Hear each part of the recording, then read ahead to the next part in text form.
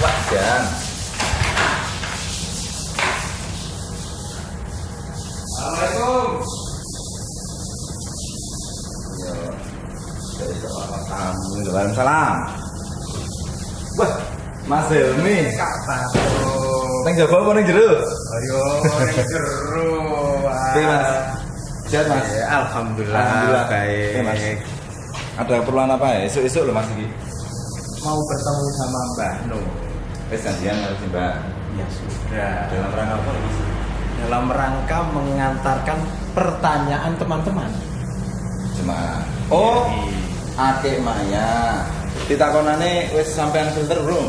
Lu ya pasti tak filter dengan berbagai pertimbangan gitu kan. Iya, semua pertanyaan aneh-aneh. Tidak semua pertanyaan saya aturkan ke beliau, harus dipilih kira-kira yang menarik, yang mungkin sifatnya memang darurat, penting harus segera mendengar jawaban disampaikan. itu kita sampaikan. Nek pertanyaannya mungkin DE kira-kira iso jawab dhewe ya kudune wis mandiri to. Kudune. Ya, Kita kan berharap itu. jemaah yang duwe kedaulatan berpikir ya Mas yo. Iya, jadi Ya, meskipun Mbah Nun memberi kesempatan bertanya bukan berarti lalu kita manja. sidik-sidik takon. Mbah Nun ki urusane ya akeh, ora Iya. ngurusi wong takon nih. Enggak kayak kamu. Yo kabeh wong takon karo Mbah Nun, yo Mbah Nun takon karo sapa? Rasa duwu-duwu, si Mbah urusane akeh. Ngono ya, iya, paham. Iya, Mas. Ora koyo kowe ya. Assalamualaikum Pak. Nika Mas Helmi badhe nglajengaken Akek Maya simbah menjawab. Matur nuwun diteruske le nyetater motor Oke, mau. Mas, tangan Oke. Indonesia sih. Assalamualaikum, Mbak. Waalaikumsalam warahmatullahi wabarakatuh. Alhamdulillah, matur nuwun sudah. Oke, wong do golek jawaban ya. Nggih, Mbak. Jadi ada yang datang langsung ke sini tidak janjian tapi sudah tiba-tiba datang mengetuk pintu sudah dengan permasalahan yang mau dicurhatkan Mulai jalan dan kamu. gitu. Ya, Termasuk tamu-tamu yang merasa dirinya bukan diri yang kita jumpai. Ada yang Iya. merasa dia adalah Prabu Brawijaya V, ada yang merasa dia adalah Ratu Adil, ada Sabdo yang merasa Palonoyo dia Genggong, Sabdo Palonoyo dan Genggong lain-lain. atau Mesias atau siapapun dan seterusnya. Itu semua harus kita sikapi dengan bijaksana, dengan ilmu yang seimbang, pengetahuan yang tepat, tidak merendahkan dan menggali itikat baik dari kedatangannya, Nggih. atau termasuk menggali itikat baik, niat baik dan ketulusan hidup di balik pertanyaan yang dia ajukan ke kita kan gitu. Iya, Mbak. Saya membaca pertanyaan ini tertangkap bahwa mereka memang sungguh-sungguh ingin mencari jawaban untuk menjalani hidup mereka itu dengan sebaik-baiknya. Tetapi saya boleh kasih rumus dasar Boleh, dua Mbak. hal ya. Satu, saya mengalami berpuluh-puluh tahun bahwa ada beribu-ribu pertanyaan yang sebenarnya cocoknya itu ditanyakan kepada Allah. Yang bisa jawab cuma Tuhan. Atau minimum Nabi dan Rasul, atau Ya. minimum wali. Ya. Ya. Jadi saya kan bukan semua itu, bukan Tuhan, bukan Nabi, bukan wali, bukan Rasul. Bahkan juga kalau pertanyaan kan biasanya ditanyakan kepada orang yang tahu lah. Orang yang tahu itu di alam modern kan disebut pakar atau yang expert. menguasai ilmu expert gitu kan, seorang ahli. Nah saya kan juga bukan Tuhan, bukan Nabi, bukan Rasul, bukan wali, bukan ahli juga bukan. Sehingga saya bergeser ke poin yang kedua. Kadang-kadang pertanyaan itu sebenarnya sudah mengandung jawaban. Cuma dia mengalami keraguan atau kegamangan dan dia membutuhkan peneguhan aja. Ya, membutuhkan Karena dia penguatan secara gitu. rasional sudah menyebut juga alternatif jawabannya sebenarnya. Biasanya seperti itu. Nah sekarang kita coba urut aja, Hel. Kita coba Ya. urut pertanyaannya apa. Nanti ada yang mungkin dialektis ya, pertanyaan 1, 3, 5 mungkin terkait satu sama lain, nanti kita improvisasi aja. Yang pertama dari AC. Bagaimana harus berdoa dan memohon ampun kepada Allah dengan kondisi saya yang tidak pernah sholat dan saya sudah menjalani maksiat, mabuk, madat. Kemudian ada satu lagi pertanyaan yang kurang lebih sama dari A. Saya malu beribadah sebab saya tuh masih maksiat. Sebab saya tidak ingin berada di zona hitam dan putih sekaligus. Saya menjadi tidak pernah sholat. Padahal saya tidak ingin termasuk golongan orang yang ketika susah mencari Allah, ketika senang melupakan Allah. Mohon bimbingan dari Mbah Nun. Jadi dua pertanyaan yang kurang lebih sama, Pak. Jadi kan dibalik dua pertanyaan itu sudah ada logika atau asumsi atau anggapan atau terminologi bahwa di satu via itu ada ibadah, berdoa, kabul, berbuat baik. Di lain via ada sesuatu yang dia sebut zona hitam itu apa? Mabuk, zina, dosa dan seterusnya. Jadi sudah ada asumsi bahwa dua hal itu kan berseberangan satu sama lain. Jadi sebenarnya dia dua penanya ini sudah tahu jawabannya, sudah tahu jawabannya karena Anda tahu bahwa itu kan semacam persenyawaan kimia ya. Jadi kalau unsur A itu nggak bisa gabung sama unsur B. Misalnya ada kalau asam sulfat berarti H2SO4, kalau NH3 berarti natrium trioksida misalnya gitu ya. Itu kan ada persenyawaan atau gabungan-gabungan atau perjodohan di dalam kehidupan yang Allah sudah tentukan dengan sunnahnya. Nah, demikian juga mabuk, zina kan tidak kompatibel dan tidak bisa bersenyawa dengan sholat, berbuat baik dan seterusnya kan begitu. Nah, Anda kan sudah tahu itu. Semua dua pertanyaan tadi sudah mengandung pengetahuan tentang dikotomi antara dua hal itu. Jadi sekarang yang butuh bimbingan bukan saya membimbing Anda, yang ada adalah Anda membimbing diri Anda sendiri. Anda sudah tahu kok. Sudah tahu kok. Nek saka aku ya kuwi karepmu piye? Nek aku ngomong kan ada dua jawaban dari saya kalau saya dipaksa menjawab. Loh kowe lek wis ngerti toh, kamu kan sudah tahu bahwa kalau Anda mabuk-mabuk terus, Anda zina-zina terus, maka itu tidak kompatibel dengan kabulnya doa Anda kepada Allah, bahkan Anda langsung merasa malu kepada Allah. Ya. Ya jawaban saya satu, ya terus kelemu mabuk, terus kelemu zina, udah dituntaskan aja. Ya tapi dengan catatan kamu sudah tahu bahwa itu tidak mungkin lantas Anda berdoa kepada Allah. Ya. Kan gitu kan, ini kan tidak kompatibel menjauhkan ke zona satunya tadi ya. Iya. Atau jawaban yang kedua, ya kamu kendalikan dirimu untuk ke salah satu zona tadi. Anda mau kendalikan dirimu ke zona putih atau sekalian ke hitam sekalian, gitu. Jadi terserah Anda, itu keputusan Anda. Jadi saya tidak bisa jawab, saya tidak bisa bimbing, wong Anda sudah tahu logikanya kok. Gitu. Sudah tahu. Tinggal mempraktekkan yang mana yang tidak rasional adalah kalau Anda terus mabuk, terus zina, tapi terus mohon, terus berharap doamu dikabulkan dan Allah baik sama kamu, kan tidak masuk akal. Wong kowe bendino mambutai ora tau adus kok arep yang-yangan, nah ya mesti ra entuk yang kan gitu kan. Gitu. Kan begitu. Jadi kan Anda sudah tahu logika dasar dari kehidupan bahwa dua zona itu tidak bisa dipersatukan. Tapi memang secara umum dalam akhlak masyarakat memang ada wilayah kelabu, yaitu percampuran antara hitam dengan putih tadi itu. Gitu ya. Dan ini masalahnya memang hitam putih, cuman di masyarakat kita kan banyak kasus-kasus yang agak lebih samar, agak lebih mendalam, agak lebih membutuhkan elaborasi pemahaman mengenai akhlak, akidah dan seterusnya secara lebih mendalam. Di situ maka terjadi kelabu-kelabu tadi itu. Mungkin ada panduan latihan Mbah Nun untuk dua kawan kita itu untuk misalnya memilih ke zona yang doa dengan dekat dengan Allah tadi itu, melangkah ke sana itu ada riadohnya mungkin yang perlu dilakukan. Di Ma'iyah kan saya sering menjawab atau ngasih tahu anak-anak jamaah ya.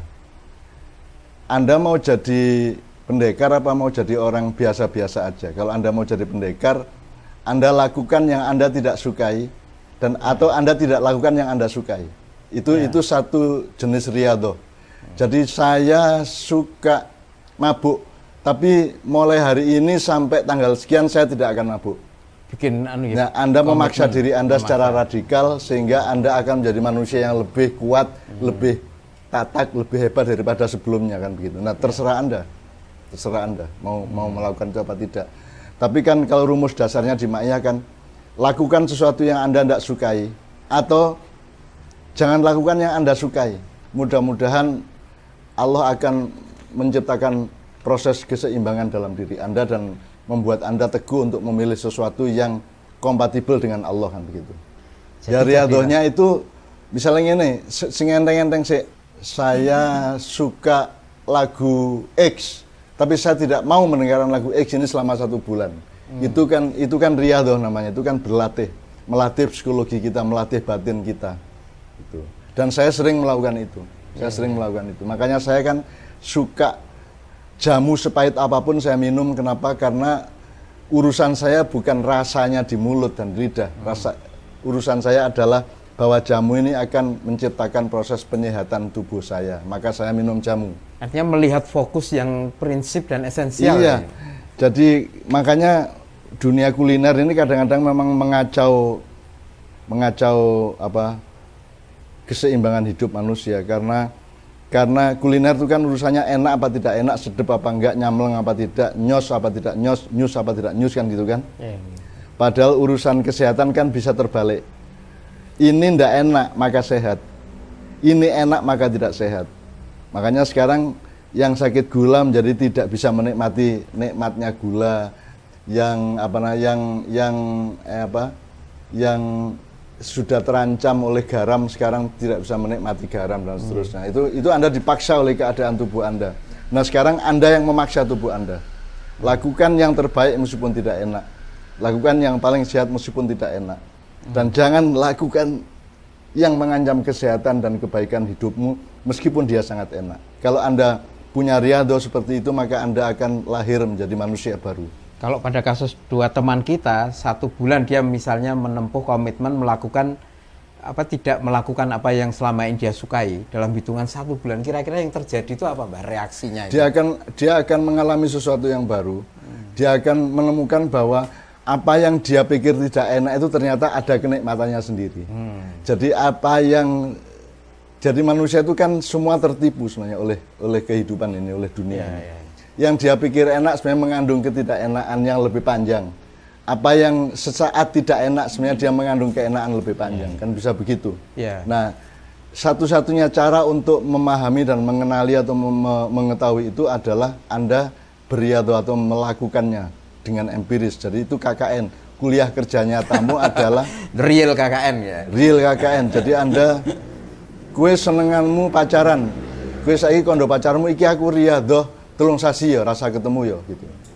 Nek kue wani ngono kuwi, kue dadi menungso anyar kuwi. Wis elok untuk sertifikat khusus. Ya. Tapi apakah ini juga bagian dari latihan untuk sesuatu yang Mbah Nun sering sebut itu hakikat puasa. Kebaikan itu. Itu hakikat puasa. Hakikat puasa. Puasa itu adalah Anda tidak siap dan ikhlas tidak menikmati yang Anda suka, dan Anda bahkan Anda mau berlapar-lapar, kan Anda tidak suka lapar. Kan lapar kita tidak suka. Tapi Anda mau berlapar-lapar, maka Anda mendapatkan dimensi yang lain, yaitu kebaikan, kekuatan, kesaktian, dan seterusnya. Ya. Jadi kita jangan tertipu oleh yang kasat mata atau yang kasat lidah, kasat telinga. Kasat telinga itu artinya terdengar sesaat seolah itu yang baik. Padahal kalau Anda mau mengelaborasi lebih lanjut, memproses, mendengarkan tidak hanya suara tapi juga nada, tidak hanya nada tapi juga irama, tidak hanya irama tapi juga pause di antara suara-suara, maka Anda akan menemukan hakikat yang lebih dalam dari kenikmatan hidup. Intinya semua itu nikmat sebenarnya. Yang terbaik dari Allah, maka Allah melarang ABC, dan itu hanya jumlahnya cuma 3% dari seluruh kehidupan ya. Misalnya Anda makan kerbau, sapi, kambing, ayam boleh, hanya tidak boleh babi. Sebenarnya kan yang lain-lainnya boleh gitu kan. Gitu. Dan hanya sedikit Allah ngasih larangan itu, dan larangan dari Allah itu kan kenikmatan. Bahwa sedikit Allah, tapi wafat ya. Kenapa Allah melarang? Karena Dia ingin memberi kenikmatan kepada kita. Sebab begitu kita mematuhi bahwa untuk tidak melanggar larangan itu, Anda menemukan kenikmatan yang lebih sejati daripada kalau Anda melanggarnya. Kan gitu. Jadi rahasia hidup itu tidak terletak pada pengetahuanmu, terletak pada kemampuanmu dan ketahananmu, keteguhanmu untuk beriado atau melaksanakan riset-riset pribadi. apa ya, penelitian empiris dari jasad personal kita. ya. Ya. Sebab lapar itu belum tentu jelek, kenyang belum tentu baik kan begitu. Ya, ya. Dan saya 50 tahun sejak saya SMP sampai sekarang itu kan mengalami sengaja atau tidak sengaja, beriadah atau tidak niatnya, tapi pokoknya saya mengalami seluruhnya itu ulang-alik tidak karu-karuan. Ya. Jadi misalnya sekarang Anda punya motor, sekali-sekali Anda niati tidak pakai motor seminggu. Anda jalan kaki, apa naik angkot, apa-apa. Pasti Anda akan mendapatkan nilai hidup yang luar biasa. Saya dulu kan jalan kaki. Saya kuliah dari Kadipaten ke Gedung Indo UGM itu ya jalan kaki. Cak Mif, kakak saya juga jalan kaki sepanjang 3,5 tahun ke Fakultas Farmasi dari Kadipaten. Kadipaten Aduh, UGM jauh loh. belum ada kol kampus, belum ada angkot, belum ada angkutan-angkutan itu. Iya, iya, iya. Dan itu memberikan apa ya, makna hidup yang luar biasa yang Anda sekarang coba jalan saja sampai 1 kilometer, Anda pasti berubah hatimu, pikiranmu pasti ada sesuatu yang baru. Terus melaku wes nek ra Artinya ada saat-saat di mana kita perlu meninggalkan apa yang menjadi kebiasaan atau mungkin kesukaan gitu ya untuk mendapatkan itu kalau view yang baru. Riyadhah atau metode yang radikal untuk mengolah kekuatan diri kita adalah Anda bertindak radikal seperti itu. Anda tidak makan yang Anda suka dan Anda makan yang Anda tidak suka, atau Anda tidak radikal melakukan kepada diri sendiri. Iya, tapi tidak boleh radikal kepada orang lain. Ya. Radikal kepada diri sendiri. Saya sangat radikal kepada diri saya sendiri. Oke. Terima kasih Mbak Nun. Ini langsung saya lanjut ke pertanyaan berikutnya karena tampaknya juga ada proyeksi yang terkait dari RMF. Jadi kan Mbak Nun sudah bicara tentang apa riyadhah dan lain sebagainya. Nah, ini pertanyaan dia adalah pendek banget pertanyaannya, tapi begini punya. Berapa lama lagi rakyat Indonesia harus puasa? Nah, ini Ya, puasa itu maksudnya adalah dia tidak bisa makan apa yang seharusnya dia berhak makan. Dia tidak bisa mendapatkan, rakyat Indonesia tidak bisa mendapatkan kenikmatan atas segala sesuatu yang sebenarnya dia punya hak sebagai rakyat untuk menikmati, kan begitu. Nah, ini kan pertanyaan ini, andaikan ada Rasulullah, saya langsung tanya ke Rasulullah. Atau kalau ada malaikat Jibril, saya tanya ke malaikat Jibril, kan gitu. Dan pertanyaan ini kan untuk Allah ini. Lewang di Indonesia sekarang ini tidak ada dialektika apa-apa, kita ini jumud, kita ini beku kok. Ada demo Omnibus Law, itu ya diplesetkan menjadi Melki Guslo kok. Dan tidak berakibat apa-apa. Tidak menjadikan dialektika apa-apa. Jadi ada apapun saja di Indonesia ini tidak terjadi apa-apa. Kalau mekanisme sosial itu tidak menjadikan perubahan apa-apa. Jadi ini bangsa kita ini sudah jumud, sudah beku. Dan ini yang disebut ahmak. Ahmak itu adalah satu situasi manusia yang tidak bisa lagi diomongin, tidak bisa lagi disindir, tidak bisa lagi dipukul, tidak bisa diapa-apakan. Pokoknya dia tidak merasa apa-apa. Jadi mau ada revolusi kayak apapun juga tidak akan terjadi apa-apa di Indonesia. Jadi yang bisa menjadikan Indonesia berubah hanya kehendak Tuhan seperti yang daftar tadi itu. Itu wallahu alam. Jadi sampai kapan bangsa Indonesia berpuasa? Ayo kapan-kapan kita tanya langsung ke Allah atau sowan ke Kanjeng Nabi. Atau kalau di sekitarmu ada wali-wali atau habib-habib yang sering ketemu Rasulullah dalam mimpinya, tolong mbok tanya sama beliau, Bib, mbok kalau ketemu Rasulullah tanya bangsa Indonesia ini puasanya sampai kapan gitu. Itu kok tanya ke saya. Nah, saya kan sama dengan Anda persis posisinya. Orang biasa, muslim yang belum tentu sempurna, atau manusia yang belum tentu matang. Dan kita berposisi tidak punya kelebihan apa-apa di antara satu sama lain. Andaikan pun ada kelebihan seseorang pada orang yang lain, bukan karena dirinya tapi karena fadilah dari Allah dan karena izin atau perkenan dari Allah, tidak karena dirinya kan gitu. Dalam keadaan yang seperti itu, Mbah, di mana sesungguhnya pertanyaan ini sebenarnya tertujunya kepada Allah karena situasi yang ada ini benar-benar tadi disampaikan Mbah Nun, tidak ada dialektika, kejumutan dan lain-lain. Teman kita ini apa yang mungkin bisa ya kerjakan untuk lingkupnya atau mungkin untuk skala ya mengejar kasful hijab. Kasful hijab itu terbukanya tabir masa depan. Jadi untuk itu ya Anda harus sering-sering merenung, Anda harus sering-sering wiritan setelah sholat, atau diem duduk tahiyat atau duduk bersila lewat tengah malam, atau syukur banyak sholat malam. Sholat malam itu juga kalau bisa berkali-kali. Anda tidur sedikit bangun sholat lagi, tidur Setiap lagi bangun, ngelilir sholat lagi gitu. Syukur-syukur Allah bermurah hati. Tapi semua tetap kuncinya kemurah hatian Allah, kedermawanan Allah, tidak karena kita mampu mencapai apa-apa. Jadi sekali lagi, sampai kapan berpuasa itu yang saya sebut pertanyaan untuk Allah. Jadi kita sama-sama punya pertanyaan kepada Allah. Kalau saya mampu menjawab itu, tidak ada video ini, gitu kan? Karena Indonesia sudah lebih beres dan seterusnya gitu. Oke. Matur nuwun Mbah Nun. Jadi pertanyaan dari Mas AC, kemudian Mas A dan Mas RMF sudah direspon Mbah Nun. Nah, sekarang pertanyaan berikutnya ini sebenarnya nanti terkait dengan tadi Mbah Nun cerita waktu di Kadipaten tinggal di tempat tinggal yang sangat kecil dan harus berbagi, menulis tidak mungkin dalam keadaan yang sunyi, enak, karo nyawang buka jendela ngetik, itu kemewahan barangkali ya dari kalau kita dengar pengalaman. Nggak ada jendela. Nggak ada jendela. Yang ada itu papan-papan yang dijajar kayak toko kan. Itu kan kios-kios sebenarnya, kios-kios itu yang saya sewa satu untuk kamar mandinya ya bareng karo wong tonggo-tonggo. Jadi ada satu peta ada satu peta yang tidak untuk kios tapi untuk sumur dan kamar mandi.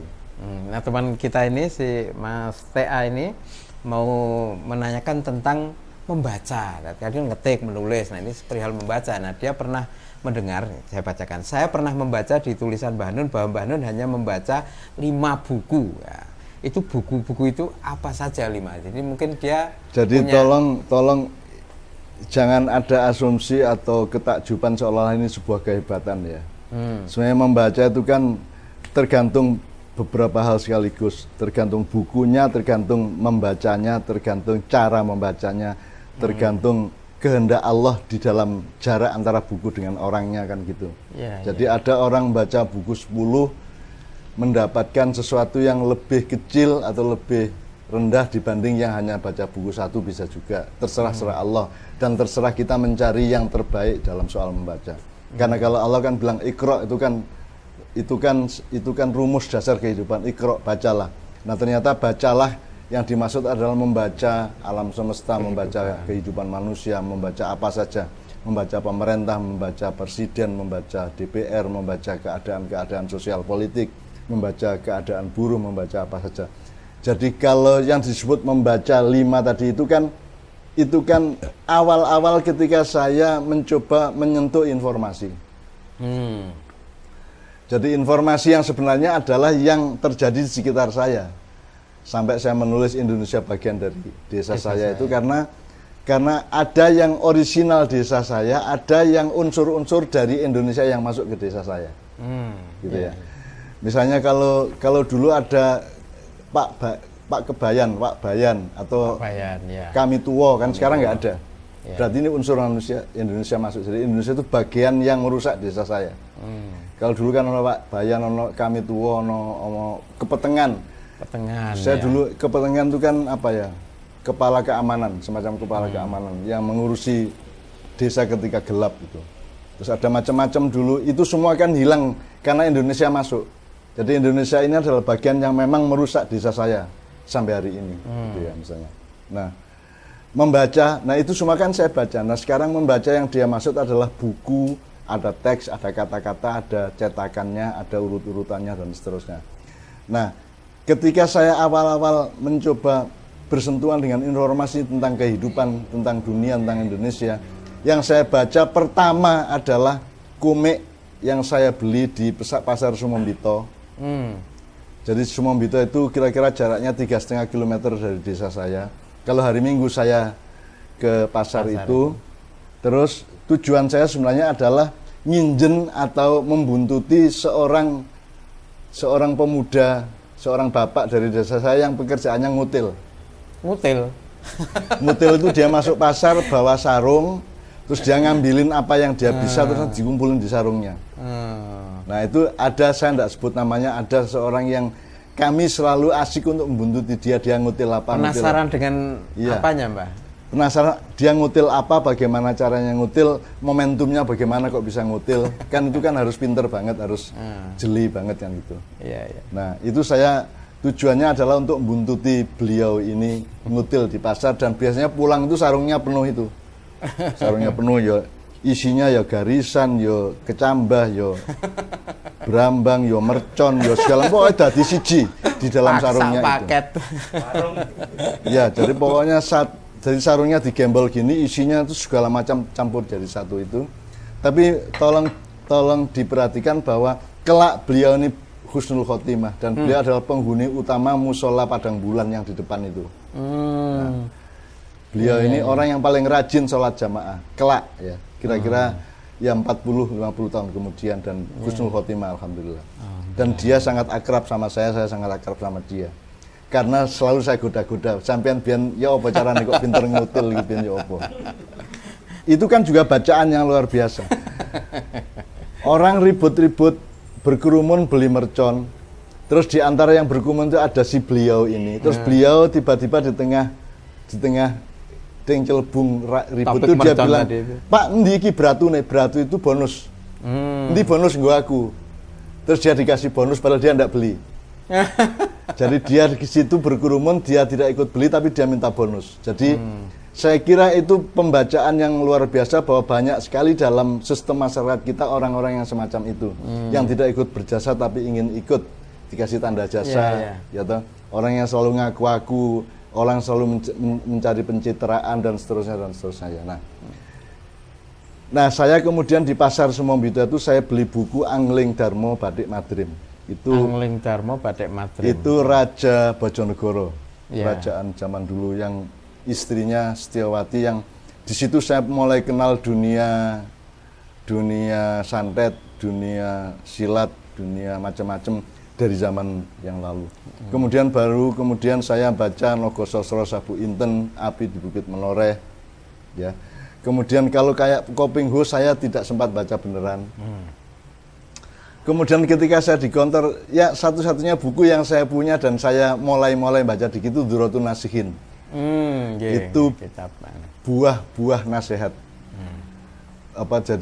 Intinya itu seperti kumpulan nasihat-nasihat. Itu buku kelas rendah dari pesantren gitu ya. Jadi saya belum pernah belajar di pesantren sampai ke tingkat yang kiai seperti Pak Yai Mauzamil tahu segala macam buku itu. Saya hampir tidak punya buku apapun yang dari pesantren kecuali Duratun Nasihin itu. Karena saya ini gini, Hel. Saya baca satu kalimat itu muncul banyak kalimat di otak saya, di hati saya. Jadi kalau saya baca satu alinea, saya di sininya muncul satu halaman. Kalau saya baca satu halaman, di sini muncul satu buku. Jadi saya tidak pernah merasa jenak untuk membaca buku karena di sini langsung muncul macam-macam. Maka saya sekarang alhamdulillah sama Allah diberi peran untuk menulis sepanjang apapun saja saya tulis. Itu karena bagaimana baca buku, saya dapat baca satu kalimat, di sini muncul 10 kalimat kan gitu. Membaca itu tergantung Anda subjeknya dari membaca itu ataukah Anda objek dari yang Anda baca. Dari yang dibaca.